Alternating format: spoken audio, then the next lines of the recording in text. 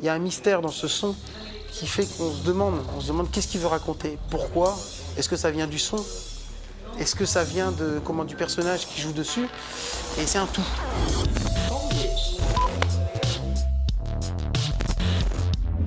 J'ai toujours voulu en fait sur les différents instruments que j'avais y mettre ma petite touche à moi, ce que je ressentais moi, mais transmettre quelque chose, en plus que dans le son, le transmettre de par l'image, de par le visuel de l'instrument. Sur celle-ci, c'est la Bretagne. On retrouve le Guanadu. Le Guanadu qui est noir et blanc. Et je crois que ma couleur de peau fait aussi que ma bombarde est noire. Le contraste avec le blanc, j'ai voulu jouer dessus.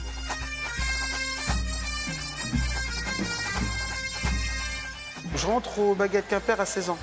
Quimper, pour moi, ça représentait un rêve d'enfant, un rêve de gamin. C'est la formation qui m'a surtout montré n'aie peur de rien et puis va de l'avant. Voilà, va de l'avant et travaille. Et garde les valeurs du groupe, les valeurs qu'on a qui sont, et surtout la devise quimpéroise qui est Discroc, qui veut dire sans relâche.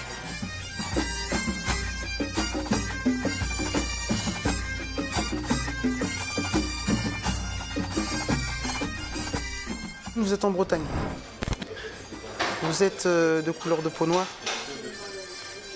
vous sortez d'un quartier, vous êtes, un peu le personnage extraordinaire du milieu parce que il n'y en avait pas. Donc on trouve bizarre, on vous voit avec un costume breton.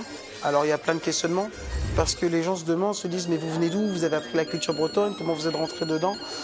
Alors c'est touchant et puis on a envie d'expliquer. Donc moi j'ai eu beaucoup de moments de bonheur là-dessus, beaucoup de moments de tristesse aussi parce qu'il y a eu beaucoup de méchanceté sur tout ça. Mais de la méchanceté, je pense, qui a été faite des fois, j'ai envie de dire maladroite. Si on reprend mes origines, je suis colombien. Donc j'ai pas grandi dans cette culture-là.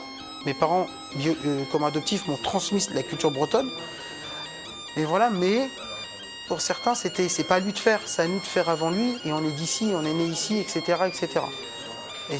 Et quand on entend, forcément, on se dit, tais-toi et joue, et voilà, essaye de faire au mieux.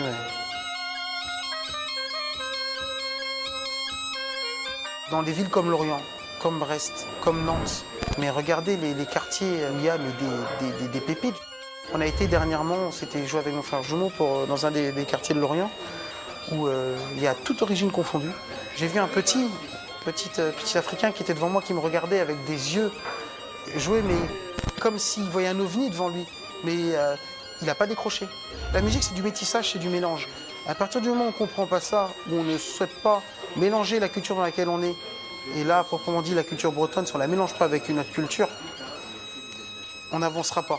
Donc il va falloir un moment qu'on le fasse, c'est une obligation, c'est même pas une question, c'est une obligation de le faire.